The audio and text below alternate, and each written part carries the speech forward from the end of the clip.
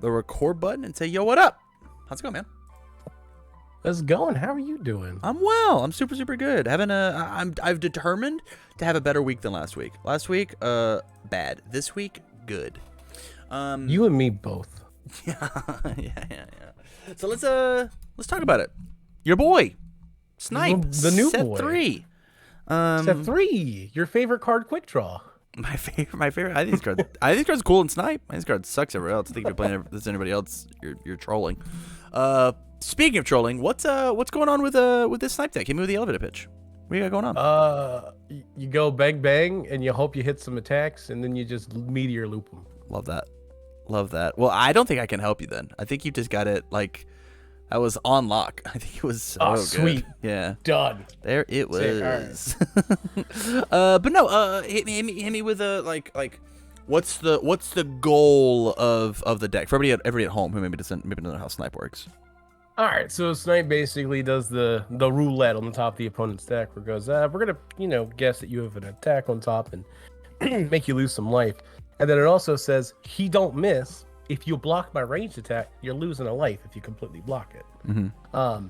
It's just constant damage. Also, fun fact, both things can kill. Yeah. There's not that extra line of can't reduce your opponent's life.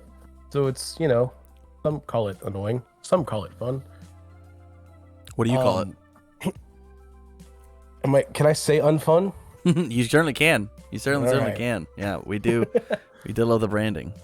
Yeah. But no, I've been playing this deck for a long few weeks, months. Going into set 3, I really don't know much. They really didn't know much what to do with the attack lineup outside of just adding quick draw. What did you cut for quick draw? What was it originally? Well, originally it was Frog Lashing, then that got banned. So I just jammed Electric Jolt, and then I unjammed Electric Jolt, put quick draw in. Interesting. And you think quick draw is better than Jolt? Maybe. It just looked. It's got his face on it, so clearly it's got to be, kind of good. It's got to be better. Do you think? Second question. Do you think Gravity Lift is better than Jolt, strictly because of meteor shower stuff? Strictly because of meteor shower stuff, actually. Yeah. Okay, that's fine. I mean, I know you guys watched the stream match. Last weekend at the RLE. Yeah. It was literally the only way that I got out of that weird predicament against Jiro. Right. But also, it's also throw, which is, I know there is a lot of anti-throw in the format, and I'm not entirely sure how much is in set 3 because, spoiler, I don't know what's in set 3. Yeah, you just that's right. I hit air, I hit set 3, and I hit go, and I just started adding cards that look cool. Yeah. So I have no clue. But I know that face shield exists and other stuff, but it requires your opponent to have that throw hate. And if they don't, that's minimum 3 damage if they block. Yeah, it's very good. And then sometimes you just snipe them off the top, right? Sometimes it represents 8 damage. And if not 8, then 5 because of the 2 off the top and then the partial for 3. It's very good. It is very, very good. So my question for you is, what do you want out of the deck doctor? What is your goal for coming on? So the original name of this deck forever has been, why do foundations have to be so goddamn hard? So that's the main thing. I don't know what to do with these foundations. If you could tell, I'm doing the wavering back and forth, 4 of everything, and then 2 of everything else I have no clue about. Okay, that's fair. It's my eternal struggle is the foundation lineup for every deck I ever play. Hey, the game's hard, It's so hard. Yeah, let's talk about it. I've put a couple things in the list. First and foremost, we've got Cheerleader. I think this as a one of is an easy choice in every deck. I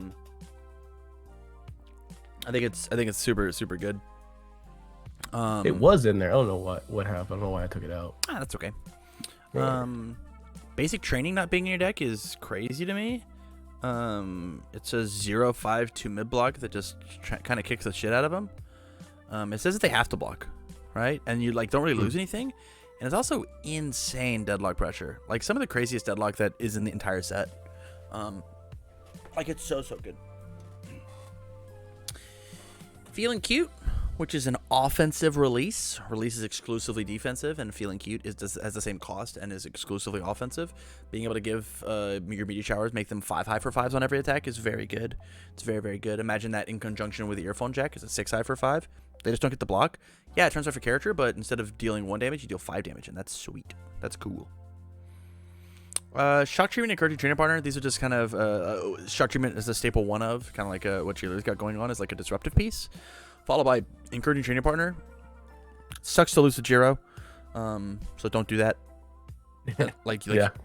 You play those 2 symbols, you have to play Encouraging Training Partner, and then like you play 2 main and you play 2 side, just because like Cannon Blast Jiro will kill you if you just like don't respect it, and so like you just have to like figure out what to do with that. Let's look at the cards that you added from set 3. Okay, the only ones that you added were Successful Results. Talk to me about this card. Why do you like this card? I like Readying Foundations. Okay. That's it. Fair. I feel like it's an old holdover from the format that shall not be named. Sure. Was it Ready Become Hold or Ready? What is it called? The Lilith card. Sure. Yeah.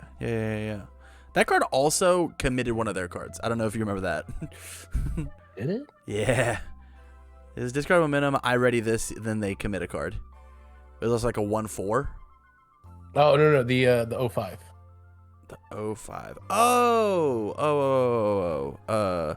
Yeah, it's fine. That yeah. I know what you're saying. Can't Escape Me. No, that's not it. I'm having. No, I gotta look. Can't Escape Me is the next card that I want to talk about. But I get what you're saying was gotcha. Results. Thoughts on this card? That's one of those ones that I saw with. Oh, that's really good. I'm just gonna jam it in there too and see what happens. I think it's the right call. It's beautiful. Deadlock pressure is pretty good. Deadlock pressure is insane whenever we have this card on the board. Right. Indiscriminate Shock, Can't Escape Me is how a lot of the air symbol is going to kill a lot of people if they ever go to 11 foundations. They have 11 committed foundations, and then this just kills them. And then its response is also, I think, pretty relevant. Incredibly relevant. That's why you're not allowed to play this card anymore.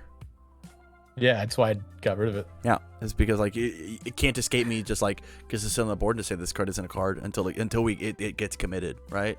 So like you have to play around it. I still think you're allowed to play Latent Skill. I think you are allowed to play Latent Skill. You're just not allowed to play it for free, right? You can't just like mindlessly throw it onto the board. And I think that kind of becomes like a meta call too, because to be honest, it's under Void. So if I'm playing against a Razorhead, that's going to show up in order for all the like Edith type decks. Yeah. And I guess Stain and Kuragiri. Yeah. If I look around, I don't see any of that shit. Correct. I think Void's gonna make a huge comeback because it gets to kill people, but I see Order as like still as one of those like pseudo anti-meta decks. So. We got a local that loves Kuragiri, and I 100% imagine seeing like 3 of this minimum in his deck. Mm-hmm. Makes sense. It's he also plays Dropkick Slicer in that deck, so I don't know. Yeah. Oh, so he's got massive balls. I like it. Oh, big cojones. What's his number look like? What's the goal there? Yeah, it is above 50, but below 70. Sure. You are a little light on attacks currently. You've got 20 attacks in your 66 card deck, which means that you're praying that you get a lot more mileage out of the roulette off the top, which I think is not a great strategy, but a fine strategy, as well as attempting just to reuse these attacks, right? You need your Meteor Shower to hit. You need it to hit so you can pick it back up so that you have like a consistent way to have cards. I think dropping this down to like 62 might be where the right call is. Okay. And I noticed too, it added the character card on the character count. I set it as okay, hold on. That was the one thing I was like, 66, that's not right. I have set it to the main character. Well, It's weird. Okay. Anywho, my question for you is, out of everything that we said so far, right? I guess the last thing that I didn't mention is just I put extendo hair in here. I think the card's really silly, like a one of. Like if you wanted to like cut one Crow and Frog and put in an extendo hair, just taking your entire stage and then just like throwing it at your opponent, and then giving it EX whatever. Like this is like a different version of indiscriminate shock. Oh, that shit's funny. Yeah. It's just accidentally huge. This card's fucked. This card's gonna go in Worlds. Damn, that card's funny as shit. Yeah, this card is cracked. This card's cracked as hell. Yo, and it's just a rare? Oh, yeah. Man, that's... Hey, have fun selling boxes. Right? Yeah, I like extendo hair. I could easily see like just or even if you want to just like slam one in and put us at 21, right?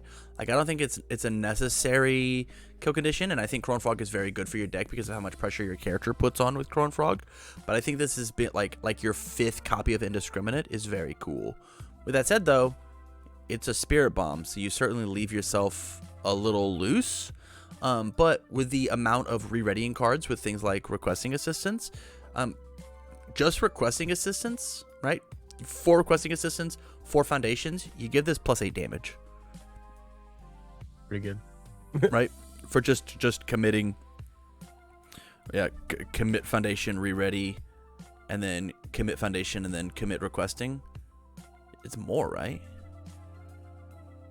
It'd be 12 damage if you used all of them. If you had 4 Requesting Assistance and 4 whatevers. Yeah. That's nuts. That's very, very good. It's just very, really very good. Oh, and I got one momentum. Plus one momentum, and it's got EX8, right? It's incredibly, incredibly strong. And I think it's something that you should. It's got like a 1 mid block, like to the point of like you could even like maybe even get away with like let's play 2 and 2, right? We'll still keep our hero. Like maybe this drops down to a 3 if we want to increase the attack count, right? Because all Crow and Frog is just. It's just a 5 damage move that just hits them. You just like it hits them and then it becomes a meteor shower later, right? Or it's a 5 damage move that hits them and then becomes 8 more speed on a 11 damage move. Yeah, it definitely gives more pressure. Speaking of pressure, what do you feel about Fierce Whirlwind?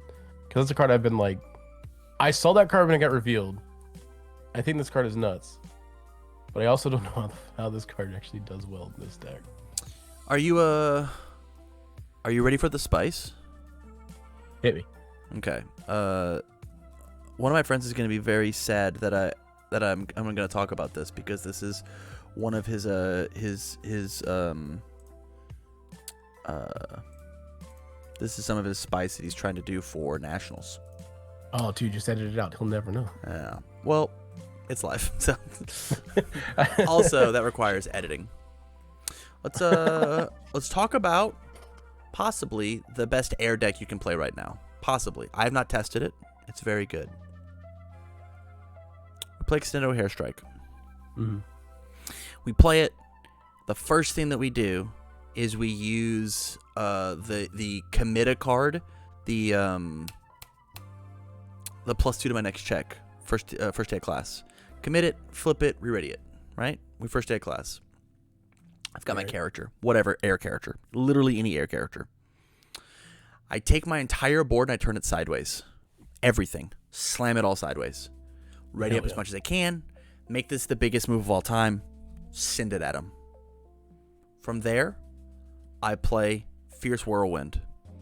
I blow up my entire stage. All of it. Every single card. And then I turn Grenade Bracer sideways. That's pretty funny. And so you give this thing just a bunch of damage. And then you EX to this thing as opposed to EXing this thing, right? You'll spend 1 momentum on the Extendo Hair Strike, and then you'll spend the rest of your momentum on Fierce Whirlwind. And so your entire board is all about trying to get this big OTK of I'll go to 20 foundations, I'll Extendo Hair everything, and then I'll play my Fierce Whirlwind, blow up whatever I need to, and then kill you with the Grenade Bracers commit. That's gross. I don't think Snipe is the deck to do that. No. right? The deck that he's looking at is actually 13 to make this happen. That's my second character I wanted to play in this set. And so, and he is working on it. The question is like, it's an air control deck. What does an air control deck look like? How does an air control deck not die? Like, there's lots of questions there, right? That's how I started my foundation lineup. Yeah. How do I not die? How do I not die? But I don't think that Fierce Whirlwind is actually that great of a card, truthfully. I think it's fine. I think it's big 5 diff. I think Fierce Whirlwind's best thing to do is just air Grenader Bracers, truthfully. Same thing with Death. I think the best thing to do with Fierce Whirlwind is you just make this you just make it a bomb, right? Make it a trillion damage. Yeah. Like this says that this attack is one for each foundation you've destroyed this turn. You can easily just go like, yo, I'll Whirlwind 5 of my resources, right? And then do all of that and play Grav Lift and give it 5 damage, right? Like that's just like another option you have, right? Like there's some crazy shit that you get to do with that move, but that is very far removed from whatever the fuck we're doing over here with Snipe. You know, a little bit. Yeah. But yeah, I think Extendo Hair is a good card to be put in your deck. I don't think Fierce Whirlwind is, personally.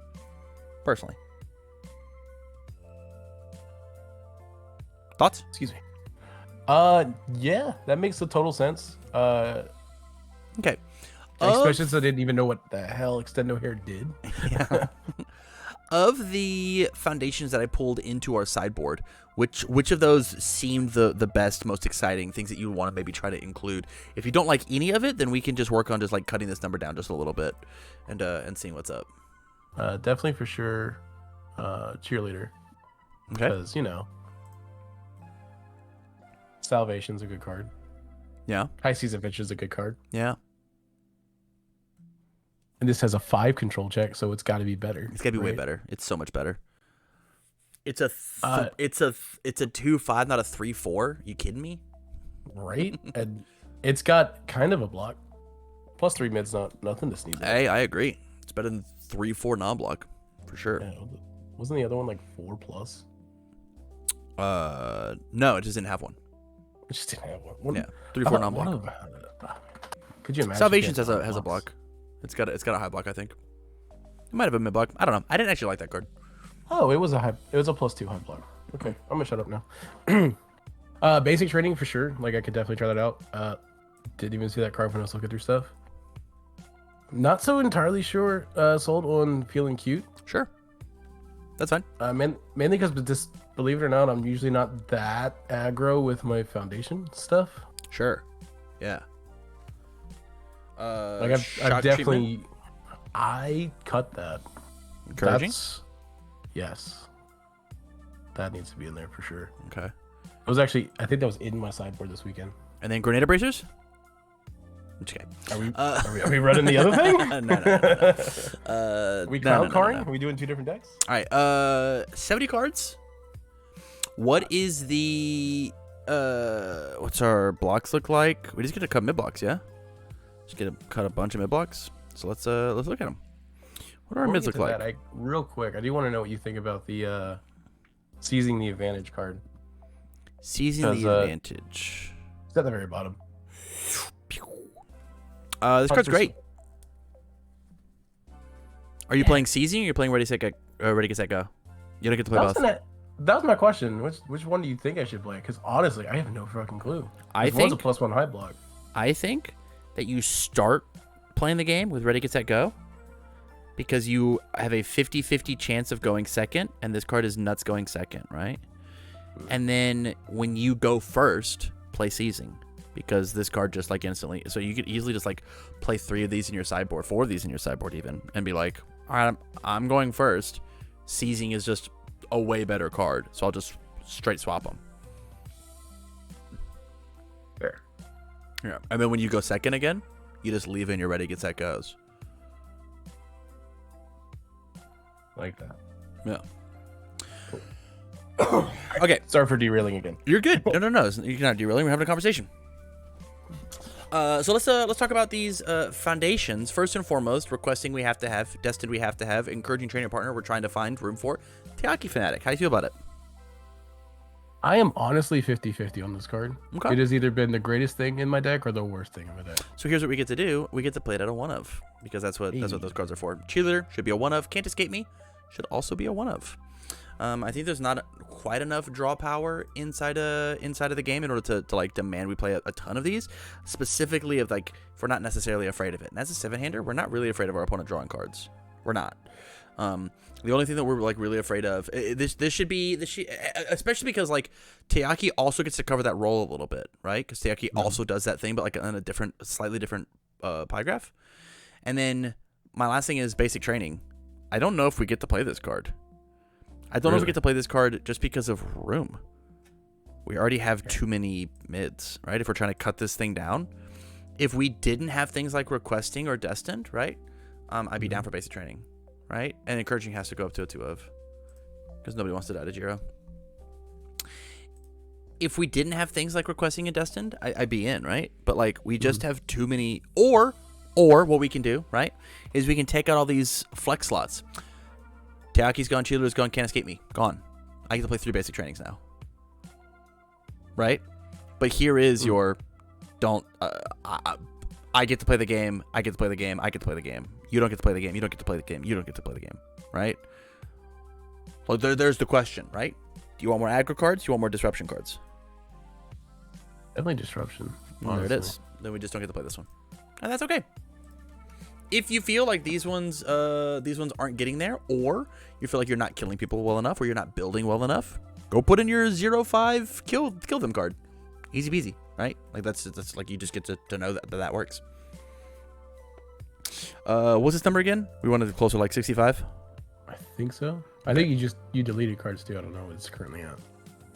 I think it's 67 if Snipe still counts as not the main character. How do you feel about Confused? Trying really hard not to make the Confused joke, but fuck. It's I really like Confused. As a card, it's really good. Yeah. But that being said, its inclusion really feels, at least when I was building the deck, it was a cool, what am I going to look at about my field? I knew there's going to be Kirishimas. I knew there's going to be a bunch of combos. That's what it was for. And it's also for anti-meteor shower. Anti-combo. Oh, it just gets rid of the meteor shower of the disco pop. Got it. But that's one of those, I mean, I guess you can call it a flex slot. Like, it can come out, and then as the meta, evolves, put it in later. Yeah, I think that's fine. If you're looking to play this at Nationals, you're going to have to do a lot of research in order to make sure that Confused is a good card. I don't like Confused, and I don't like Successful Results. I think these cards are whatever. The big thing about cutting these is, like, we have this one high block that we get to, like, have the high block for, but we are looking at taking this card out to put in this card, And so, like, it's going to make this look a little differently as we sideboard, right? And so the question is are we allowed to get rid of 4 high blocks? I think the answer is yes, right? Like, we could get rid of Confused and Successful Results and probably feel fine. We still have Infinite Potential, which his entire job is blocking. Release, half his job is blocking. Wall Cling, it wants to be on the board, but we've got Ready, Get, Set, Go in order to fix that, right? So, like, I'm not a huge fan of Confused. I think we could, I'm going to put it in your sideboard so it stays on the table. I think we just get rid of it and be fine. And then I don't think that you're going to want to discard momentum to ready stuff. I think the only reason to play this card is for the deadlock, which, if that's the case, you can put it at a 1-of. I think discarding your momentum to ready this card is not better than discarding momentum become Meteor Shower. Or Extendo Hairstrike. Right? Like, I think our momentum is way, way more precious of a resource now more than ever.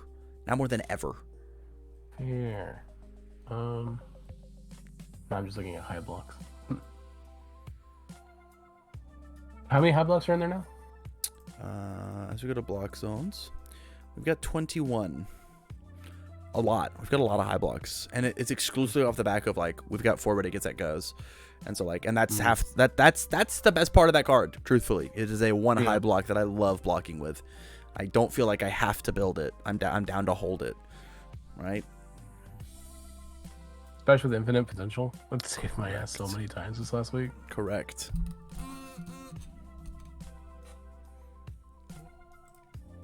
Yeah, now I'm just looking at high block foundations.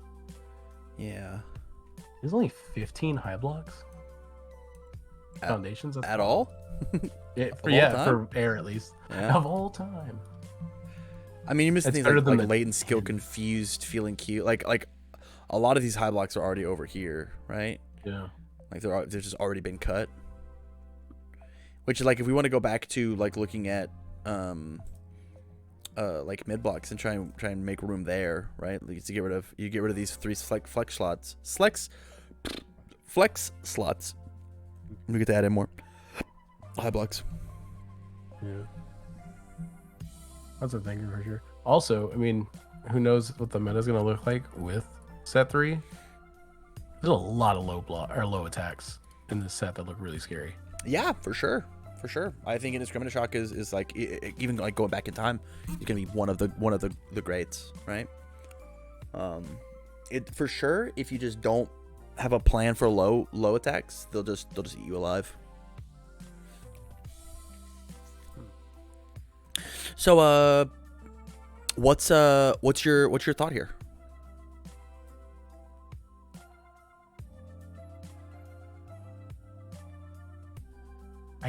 So what's the current card count? The current card count is 64 if the character is not wanting to take. Character's still in there. Yeah. So this seems kind of odd, but I kind of even want to take out the success results and put in 2 latent skill. I'm down. I love latent skill. I'm a huge latent skill gamer. 22, 27, 17 is a 65 attack, 65 card deck, 21 attacks. That's good enough to start testing. That's good enough to just start jamming on the board. That sounds like something I'm gonna do. Yeah. Also, I just saw Jace the Ace over there in the chat. I'm gonna make sure I have a Vaden copy. Shut up. Get out of here. You're not playing that card. Make sure I have a Vaden copy to block and extend out here so hard. Hell yeah, dude. I'm into it. You're gonna have to. Bet. You're gonna have to. I am very down for you to take half damage on my extendo hairstrike. He's a local. Yeah. Any final thoughts? Yo, pre-releases this week. That's hot. Yes. How many people you got signed up for your pre-release? Probably nobody. Probably nobody. No one pre-signs up for those things. Sure. Fair. Actually, that's a lie. I can actually tell you one person I know who signed up for a midnight pre-release, and that name is somebody who doesn't even live in the same state. His name is Ose. Oh, he signed up for yours? Yeah. Think he's gonna show up?